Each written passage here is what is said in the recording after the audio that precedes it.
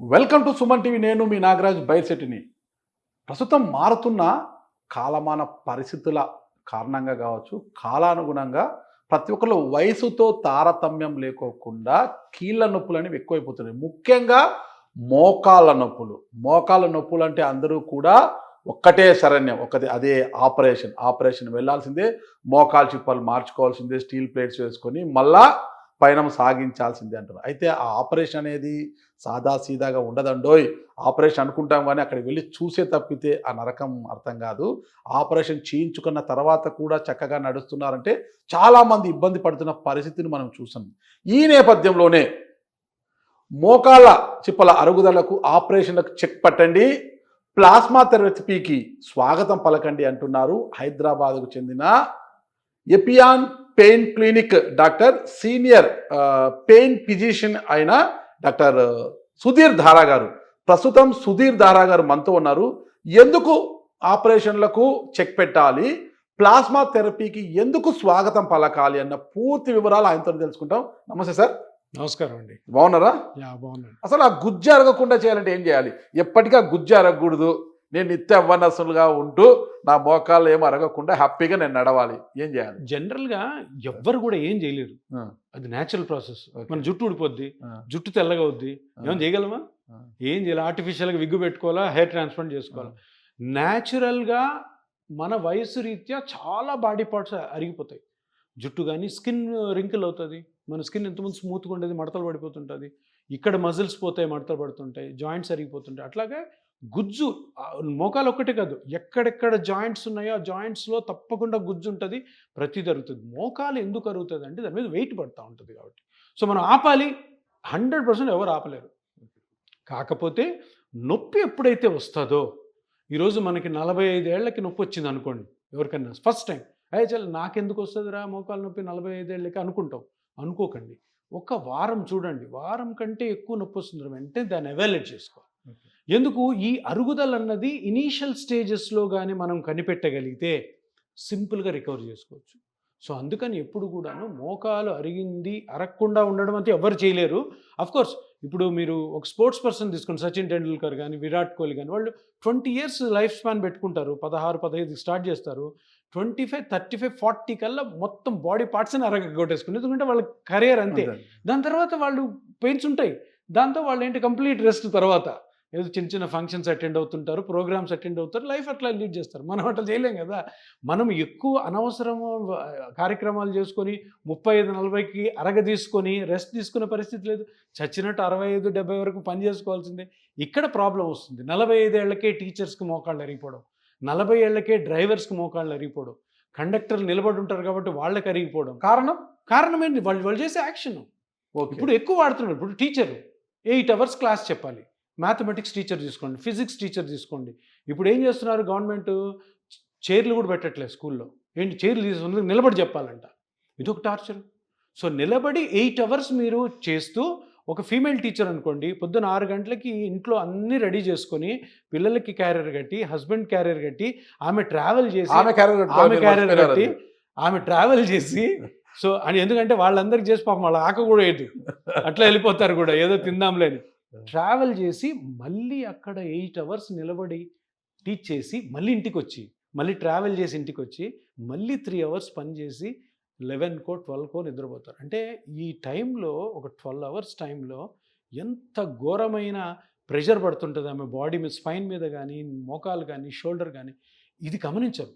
So అందుకని వీళ్ళకి తొందరగా అరిగిపోద్ది. అంటే ఇప్పుడు సరే మరి నేను టీచర్ కదా, నా బ్రెడ్ అండ్ బటర్ ఇదే జాబ్ అన్నప్పుడు దాంట్లో కొన్ని జాగ్రత్తలు ఉంటాయి, ఆ జాగ్రత్తలు పాటించాలి.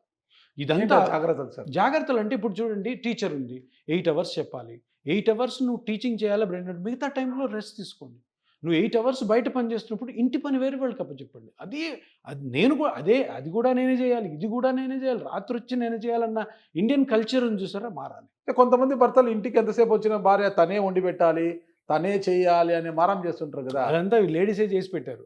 వాళ్ళు చెప్పాలి, బస్ ఇప్పుడు యాజ్ పర్ ద సైన్స్ నా బాడీ ఇంత అలిసిపోకూడదు, నా జాయింట్స్ డీజనరేట్ అయిపోయే ఛాన్స్ ఉంది. సో అందుకని నేను ఇంటి పనిని వేరే వాళ్ళు చేపిస్తాను. అంటే అత్తమామలు ఒప్పుకోవాలి, భర్త ఒప్పుకోవాలి కదా ఇంటి పని ఆ సోషల్ ఇష్యూస్ ఇండియాలో ఉన్నాయి, కరెక్టే.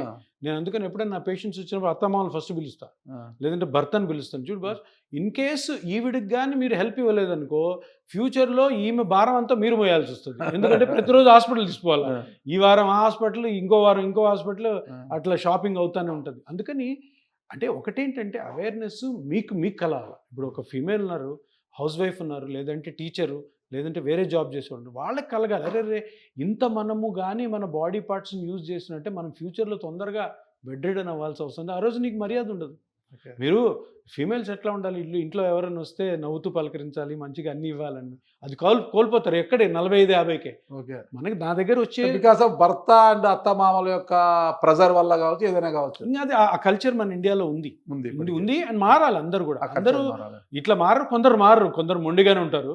సో వాళ్ళందరూ మారకపోతే నేను ఏమవుతుందంటే సొసైటీ రాంగ్ అవుతుంది. ఇప్పుడు ఏమవుతుంది, 40-45కే మోకాళ్ళు అరిగిపోయి ఏం ట్రీట్మెంట్ లేవు, సర్జరీకి. అంతే. ఎంత అంటే ప్లేట్స్ని బట్టమ్మా, ఈ ప్లేట్స్ అయితే ఇంత రేటు, అమెరికా నుంచి వచ్చే ప్లేట్స్ అయితే ఇంత రేటు, బంగారం ప్లేట్లు, ఇత్తడి ప్లేట్లు, పుత్తడి ప్లేట్లు అని చెప్పేసి ఏం ప్లేట్లు వేస్తారో మనకు తెలియదు.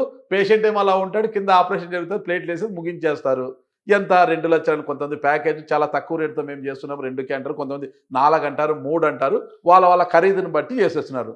మోకాల నొప్పులు అంటే మొట్టమొదటిగా చేసేది ఆపరేషన్. ఇది తప్పితే పరేషాన్ అనమాట. ఆపరేషన్ అంటేనే పరేషాన్ ఆ పేషెంట్కి, ఏందిరా బాబు అనేది. ఆ పరేషాన్ నుంచి బయటికి పడడానికి గతంలో పిఆర్పి అనేది ఒకటి ఉండింది. పిఆర్పి అనేది అది కొంతవరకు అలా పోతున్న క్రమంలోనే సుధీర్ దారా గారు మధ్యలో వచ్చి కాదు ప్లాస్మా థెరపీ, దీని ద్వారా ఇలాంటి వరకైనా ఒక్క ఇంజెక్షన్తోనే నేను బాగు చేస్తాను, మీకు సర్జరీ అవసరం లేదు, కుట్లు అవసరం లేదు, గీతలు అవసరం లేదు, ఏం అవసరం లేదు, ఒక చిన్న ప్లాస్మా థెరపీ అలా ఇంజక్షన్లో పొడచడము మీకు మోకాల నొప్పి నుంచి బాగు చేయడం అని మీరు ముందుకు వచ్చారు. ఏంటి అసలు ఈ ప్లాస్మా థెరపీ అంటే ఏంటి, మీరు ఏం చేస్తారు, ఎలాంటి స్టేజ్ వారికి ఈ ప్లాస్మా థెరపీ చేస్తారు? ఇప్పుడు ఒక చిన్న ఎగ్జాంపుల్ చెప్తాను. ఇప్పుడు మనం పొలం ఉంటుంది, పొలంలో కలుపు ఉంటుంది. మనము కలుపుని రైతు ఏం చేస్తాడు, ఎక్కడెక్కడ కలుపుని తీస్తాడు, పొలం మొత్తం తీయడు. అదేవిధంగా మోకాలులో ప్రాబ్లం ఇది, మీదంతా బాగుంది, మోకాలంతా తీయాల్సిన అవసరం లేదు. ఈ కాన్సెప్ట్ నేను చెప్పింది కాదు, 30 సంవత్సరాల నుంచి ఉంది ఈ కాన్సెప్ట్ ఉంది. దీన్ని ఎవరు పైకి రానివ్వరు, దీన్ని మడతపెట్టి షెల్ఫ్ మీద పడేసినారు. ఎందుకు, దానికి కారణాలు చాలా ఉన్నాయి. అందరూ అంటే ఈ 90ల నుంచి 2020 వరకు కూడా సర్జికల్ ఎరా అంటారు దీన్ని. అంటే అన్నిటికీ సర్జరీస్, నీకు ఏ ప్రాబ్లం ఉన్నా సర్జరీ, ఎక్కడ ప్రాబ్లం ఉన్నా సర్జరీ, అంటే సర్జరీ అని అది అంతా జనాల మీద రుద్దారనమాట. ఇప్పుడు మోకాలకి మీకు కూడాను, నన్ను ఇంటర్వ్యూ చేయకముందు వాళ్ళకి కూడా ఏంటిది మోకాల నొప్పికి నీ రీప్లేస్మెంట్ సర్జరీ కదా, ఎందుకు ఇది మాట్లాడుతుంది, ఇది నేను కనిపెట్టింది కాదు, నేను చెప్పేది కాదు. ఇది 30 years బ్యాకే మనకి ఇండియన్ గవర్నమెంట్ పర్మిషన్ ఇచ్చింది. కానీ ప్లాస్మా థెరపీకి ఆద్యులు అంటే సుధీర్ దారా గారు అంటారు, డాక్టర్ సుధీర్ దారా గారు. ప్లాస్మా థెరపీ అంటే పిఆర్పి అని వింటుంటాం అప్పుడు, దాని అబ్రివేషన్ వేరే. కానీ కేవలం ప్లాస్మా థెరపీ అంటేనే డాక్టర్ సుధీర్ దారా గారు అనేది ఎక్కడ చూడ అదే వినిపిస్తుంది అనమాట. గుయ్యమన్న చెవులన్నీ మారుమోగిపోతుందన్నమాట. అసలు ఏంటి ప్లాస్మా థెరపీ అనేది ఏంటి? పిఆర్పి అనేది నేను చెప్పినట్టు అన్నది ఇది అది పిఆర్పి అంటే ఏంటి, ప్లాస్మా థెరపీ అంటే పిఆర్పి అంటే PRP platelet rich plasma. Plasma ఉందా? ఉంది. ప్లాస్మా బాడీలో ఉంటుంది, ప్లాస్మాలో ప్లేట్లెట్స్ ఉంటాయి. ఓకే, ప్లేట్లెట్స్ మీద గ్రోత్ ఫ్యాక్టర్స్ ఉంటాయి. గ్రోత్ ఫ్యాక్టర్స్ అంటే గ్రో చేస్తాయి. దీన్ని హెయిర్ కూడా వాడతారు. కరెక్ట్. సో అక్కడ ఇంజెక్ట్ చేస్తే అది చాలా కండిషన్స్కి యూజ్ చేస్తారు. మనకి గైనకాలజీలో యూజ్ చేస్తారు, క్యాన్సర్స్లో యూజ్ చేస్తారు, హెయిర్ గ్రోత్కి యూజ్ చేస్తారు, స్కిన్ రింకిల్స్కి యూజ్ చేస్తారు కాస్మెటిక్గా. కానీ ఈ మోకాల ఆపరేషన్ ఎప్పుడైతే ఫేమస్ అయిపోతుంది, ఇది నెమ్మదిగా మరుగున పడిపోయింది. ఇందులో ఏం జరుగుతుందంటే ఈ ప్లాస్మాలోని గ్రోత్ ఫ్యాక్టర్స్ని మనం కరెక్ట్గా ఎక్స్ట్రాక్ట్ చేసి, ఇప్పుడు మోకాలు అరిగిపోయింది ఇక్కడ అని చెప్పాను కదా, ఇక్కడ కానీ దాని సెల్స్ని వదిలితే గ్రోత్ ఫ్యాక్టర్స్ని అది మళ్ళీ ఇట్లా చేస్తుంది. అందుకనే అది కనిపెట్టారు. మీరు చెప్పే ప్లాస్మా థెరపీకి సైంటిఫిక్ ప్రూవ్ ఉందా? సైంటిఫిక్ ప్రూవ్ ఉంది కాబట్టి ఇండియన్ గవర్నమెంట్ దానికి పర్మిషన్ ఇచ్చిందా. అండ్ ఇప్పుడు ఈ ప్లాస్మా కిట్స్ నేను పిఆర్పికి ఉన్నింది, కొత్తగా ప్లాస్మా థెరపీని యాడ్ చేశారు. దీనికి నేను చెప్పేది ఈ ప్లాస్మా థెరపీ రెండిట్లో ఒకటే పేరు మారింది అంతే. ఇప్పుడు ప్లేట్లెట్ రిచ్ ప్లాస్మా థెరపీ అందరికీ ఏంటి పలకడం కుదరదు. ఇప్పుడు ఒక ట్రీట్మెంట్ ఫేమస్ అవ్వాలంటే అది జనాల నాలుకలో నానాలి. అందుకని నేనంటే దాంట్లో ఉన్న పేరే ప్లాస్మా థెరపీ. కోవిడ్ టైంలో ప్లాస్మా థెరపీ అని చాలా ఫేమస్ అయింది. అవును. ఇప్పుడు మరీ బెడ్ రిడెన్ అయిపోయి చనిపోయే వాళ్ళకి ప్లాస్మా థెరపీ యూజ్ చేసి రికవర్ చేశారు. ఇది బాగుంది కదా, దీంట్లో కూడా ప్లాస్మా ఉంది కదా, ప్లాస్మాలోని సెల్సే కదా మనం వాడేదని నేను ప్లాస్మా థెరపీగా పెట్టాను. అది దీనికి అన్నీ ఒకటే. మనం చేసేది పిఆర్పి, దానికి ప్లాస్మా థెరపీ. ఇప్పుడు కొత్తగా దాని పేరు మార్చి గ్రోత్ ఫ్యాక్టర్ థెరపీ అంటున్నారు. ఓకే. ఇంకో కొత్త కండిషన్ వచ్చింది అంటే super PRP, super dose PRP. అది ఫస్ట్ టైం మనం ఇండియాలో ఇపియాన్లోనే స్టార్ట్ చేసాం. అంటే ఇదేంటంటే ఇక్కడ మీరు మనం బేసిక్స్లోకి వెళ్ళాలి.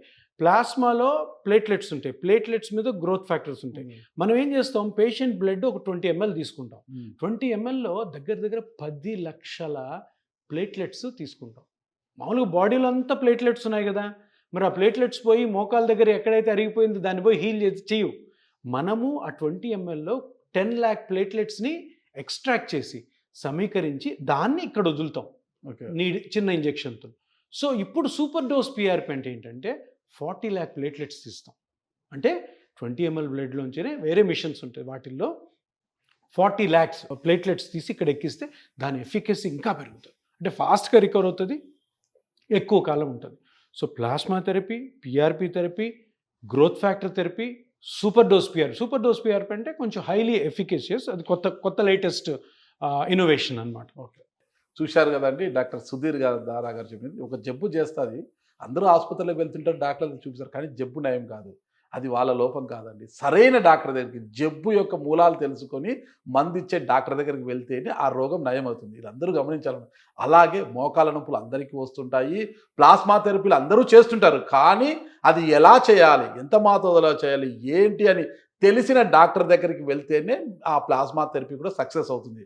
అలాంటి తెలిసిన వారిలో ఒకరే మన డాక్టర్ సుధీర్ దారా గారు. ఇప్పుడు అంటున్నారు కదా, ప్లాస్మా థెరపీ అంటే ఎపియాన్ పెయిన్ క్లినిక్ అంటే ప్లాస్మా థెరపీ. ఈ రెండింటిది అవినాభావ సంబంధము, అవిభాజ్య కవలలు అంటారు కదా, అలాంటిది అనమాట ఈ రెండింటికి ఉన్న సంబంధము.